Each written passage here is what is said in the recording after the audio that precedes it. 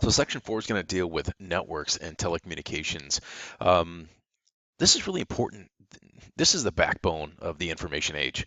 Obviously, when we talk about moving physical products and goods, that was the last revolution that we had here, right? The Industrial Revolution that changed things and how we made and manufactured and shipped products. Well, with the Information Revolution, it's all based upon and built upon information technology, but the ability to communicate across vast distances has really changed the game for everybody.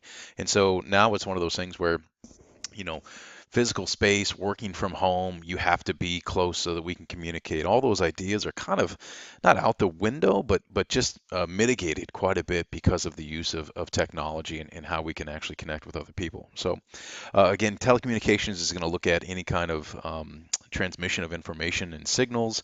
When we talk about a telecommunication medium, really we're talking about the device that's delivering that signal. Okay, and that's really what's going on there.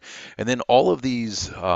The networks, whether it's a physical hardwired network or some sort of wireless communication, they're all going to have protocols. They're all going to have rules that the transmission has to follow in order to be received, sent, accepted, using that network. So keep that in mind. Those kind of three pieces, right?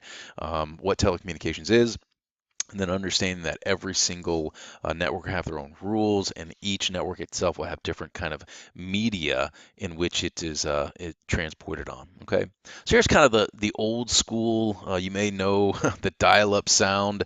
Some of you younger folks won't have an idea what I'm talking about, but when I was a kid and we would want to get online, we had this modem, and no one else could be on the phone or it would screw up your line. But from your computer, you have a modem that modulates and demodulates a signal.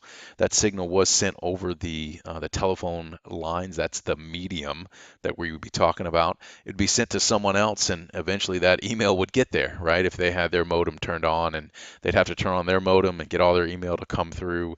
Again, kind of a thing of the past, but nonetheless, that's in essence how it works today, just much faster and cleaner, much more efficient. So the basics of telecommunications are going to be a couple of things. One, our very basic simplex channel is going to be one directional. It transmits and one receive. It can only do that in one direction. Then we have something called a half duplex channel, which is going to transmit data in either direction, but it just can't do it at the same time. And so I can either be sending or I can be receiving, but I cannot do that at the same time. And then your full duplex channel is going to be able to do both of those things simultaneously, both send and receive at the same time. So it's kind of again, this is the evolution of how we first started out being able to transmit information back and forth. Some of the terms you guys are probably familiar with would be broadband. Again, broadband is going to be, it's going to carry multiple signals and transmissions at a single time versus the juxtaposition to broadband would be like a baseband, where it's only going to be able to carry one signal at a time, transmit data in one direction at a time. Okay. Circuits and switching packets. Okay, so again, we're kind of stepping through all the different ways in which information telecommunications can actually be sent and received. A circuit switching network is going to establish the sender and receiver a connection, a path in which information is going to travel before anything is sent. Okay, this is kind of the old way of doing it. Now everything is more or less packet switching. Your email gets broken down into several small little packets of information. They all get coded and said, hey, you're first and you're second and you're third. And then they get sent across the internet, the network.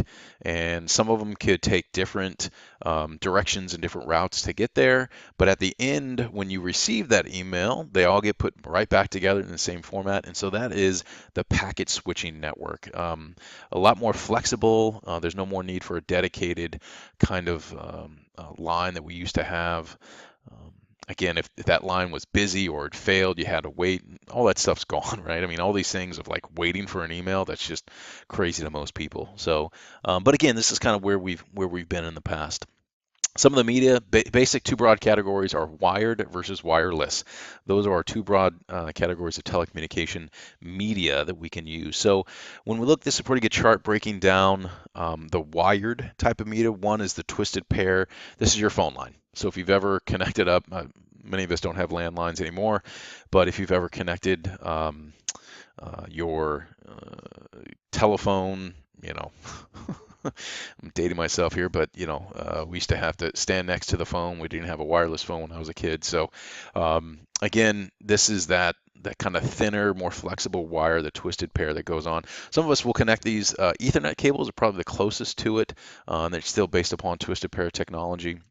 And then the coax cable, or your cable to your TV. This is probably more common for most of us, where you have that one pointy end sticking out that will poke you if you're not careful with it. Then it's got a layer of insulation around it. That's your coax cable. And then the last one's fiber optics. This is being laid in our neighborhood right now, but I don't have a fiber optics cable coming to my home.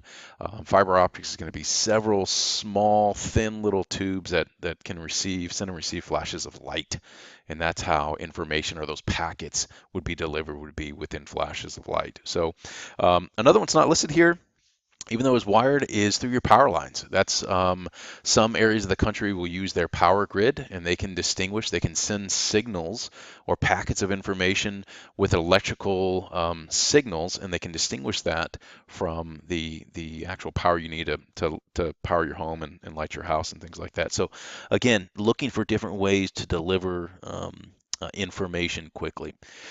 Wireless communication options, by far the what most of us use in our homes now. I had a friend come over, and their 6-year-old had his phone on him, said, "Hey, what's your Wi-Fi password?"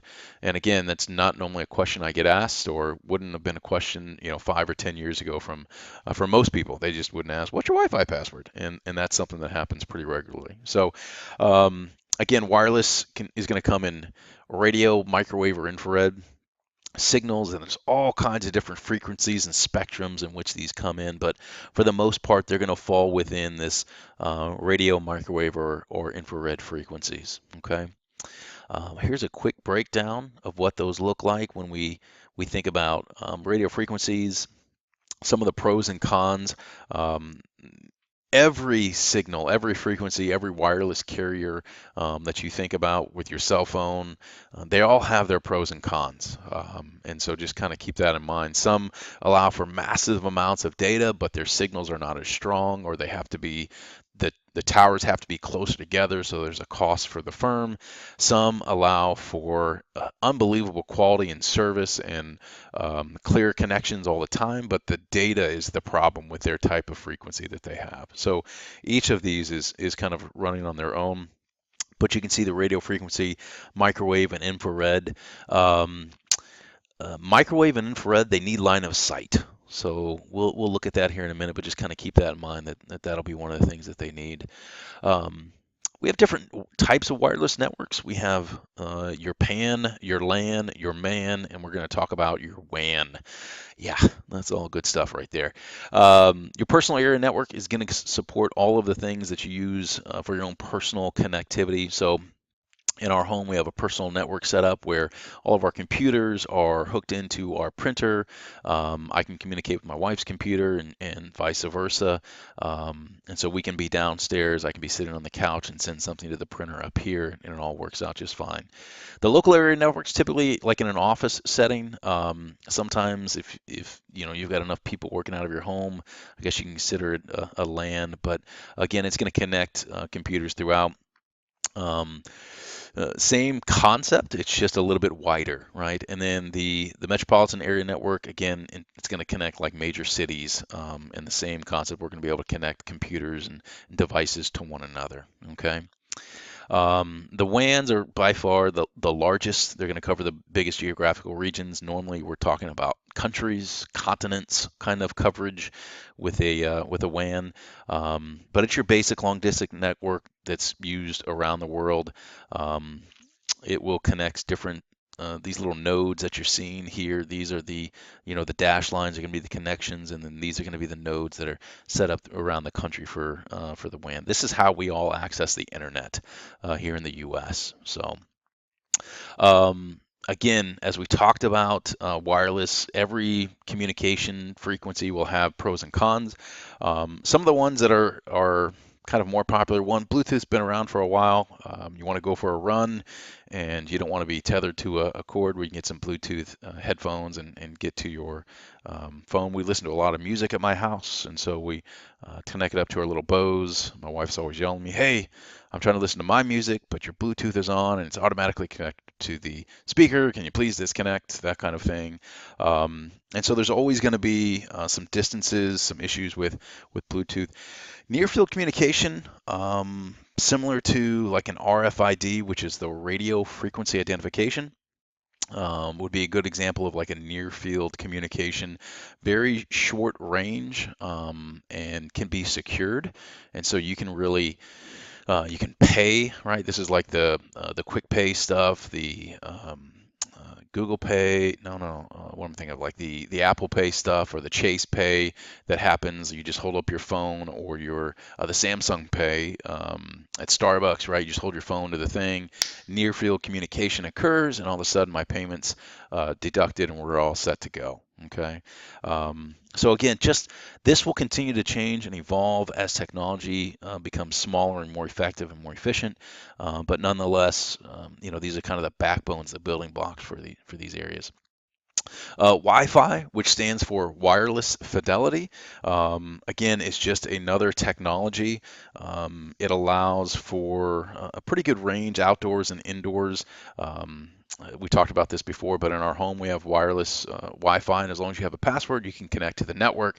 That wireless network is our Wi-Fi is connected to our phone and telecommunications provider, and then they get us to the internet, right? So we've got all these steps along the way, but it becomes more and more seamless as time goes on. Here's kind of the visual of that, right? So my wireless access point here, and again, we've got a modem or a router in our home that gets us to the internet. I can connect all the computers in my home. My phone is on my Wi-Fi. My clearly my friends' phones are also on my Wi-Fi. Those kinds of things. This is where if you look in your Wi-Fi, you can pick up your neighbors' Wi-Fi networks because their signal is reaching your home. It's been able to go through walls and things like that. So let's see here. So, wide area networks, wireless networks, and what we're looking at here, we've got obviously 4G, 5G, and WiMAX. We'll talk about all of these satellite and terrestrial microwave transmissions so that we kind of understand what these things are looking for from us. So, again, microwave is going to be high frequency. We looked at that chart earlier that shows all the different um, frequencies that infrared and microwave operate on. Common forms are going to be satellite communication. Again, it still does need a line of sight for this to work, but ultimately it can travel great distances. Okay, so here's kind of an example. We see a lot of this with these, at least in my area. We've got tons of these antennas going up all over the place and massive. They don't even look like dishes anymore, but I know that they're sending and receiving microwave signals because again they're all about the same height and they're all positioned for line of sight to be higher than any of the buildings in the area. Okay, and then from a satellite perspective, same concept exists, except for now we're shooting that signal way up into space and allows us to kind of traverse, if you would imagine right where this arrow is coming down here, maybe a tall building or a mountain that is in the way, right? That satellite communication allows us to gain line of sight from point A to point B back down to point C. Okay, if that makes sense for you. A lot of the G's, right? 4G, 5G, which is better, LTE, all that stuff. The G just simply represents the generation. And so again, we've got here first generation wireless, more or less analog communication. Second generation fully digital networks, which was a big plus, right? Consistency in the signal. 3G is going to support voice and broadband. 4G is getting into the data and video. 5G even more so. So I think 3G was up to speeds of 1 to 4 megabytes. 4G is up to like 100 megabytes, right? 5G is beyond that. And so we have kind of this level, these different generations of technology that are allowing us to use more and more wireless devices to push content, large sets of data, things like that. So, um, again, 4G wireless provides increased data transmission, 3 to 20 times of that of 3G. LTE simply stands for long-term evolution. It's a standard or a protocol for wireless communications for mobile phones. And so it's they advertise this, oh, it's LTE. LTE is simply like a standardized way to communicate versus wireless communication. So not sure that I'm willing to pay more for that, but nonetheless kind of interesting. WiMAX, which is the worldwide interoperability of microwave access. It's an alternative to 4G, so it's about the equivalent of a 4G as far as information pushing around. And again, it's a different protocol. It's a different rules for communicating, sending, and receiving data. No different than LTE is. Okay, so just keep that in mind. Again, it's based upon this IEEE 802.16 Wireless Metropolitan Area Network Standard. So again, a protocol for how things are going to operate within that network is all that is. Okay. 5G, hopefully going to be out here in the next 2 or 3 years. Again, high data transmission rates, low power consumption, high connect reliability and coverage, and low infrastructure cost. Um, that's the hope. We'll see. I'm sure that the 5G will be an opportunity for cell phone companies to um, figure out a way to charge us more for our services. So for their services. The internet works, how this stuff actually comes together. So the interesting thing about the internet, right, is just it's exactly that. It's a network of interrelated devices. They follow a protocol, transmission control protocol (TCP). Each device needs an internet application address, so IP address. And so each 64-bit number identifies a computer on the internet. If I want to send and receive anything, I need an IP address for my machine. So a lot of places have dynamic IP addresses, meaning that one day your IP address could be this when you come into the office, and the next day it could be something else when you come into the office. Sometimes they're static, but most often they're kind of reusing their book of IP addresses they have, their set amount that they can have based upon the needs that the organization has. So again, static IP addresses, your IP address changing all the time as soon as you get on the internet is very, very common.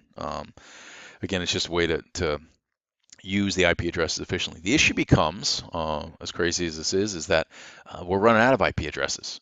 And so based upon the increased number of devices that are now connecting to the internet, like refrigerators, who in the world would have thought refrigerators needed to be connected to the internet? Well, my smart refrigerator, my smart TV, my phone, we probably have, if you think about it, you have between 7 to 15 different devices in every home that are connected to the internet in some way, shape, or form. In the past, it used to be your computer, you had one of them, that was it, right? And so we are literally running out of IP addresses. They've solved this problem with coming out with IPv6 version 6, which is a different way of assigning IP addresses with giving it more numbers and letters and characters. So hopefully we should be okay there. We should be okay. Lord forbid my refrigerator not be able to get online, right? That would be a problem for me. We've seen this graph before, but again, I just want to kind of reiterate that the modem or the modulates and demodulates in essence sends information and then receives information as well. Can be transmitted. Again, this is a little archaic, but nonetheless, it's kind of how we got to where we are today. Some of the other devices, the router, the switch, the gateway, wireless access points. Routers are just going to be that. They're going to have information come in. They're going to have these packets that's going to hit, and they're going to figure out what's the fastest way on the network to shoot out those packets. They're going to route that information. Switches are going to be ports that ultimately are going to be an address for incoming messages, which port, out port should be used. So routers and switches, gateways, they're all kind of similar, serving the same functionality. They just have one or two more features and parts to them. Okay. Encryption. Obviously, data transmission, data security is a big piece. We'll have some questions in our discussion boards about data encryption and data integrity and things of that nature. So, in essence, we want to take information, we want to throw it into some gobbledygook that no one understands except for the person I'm sending it to, has an encryption key that can decode what I just sent. That code literally changes all the time and constantly, and the only people that have they're able to read the transmission is the person with the correct encryption key for the encryption code in which it was just sent in. Okay, here's a good example. So we send a message, hello John. We have some encryption software. It changes it to this information here, which is extremely difficult to understand and kind of decipher.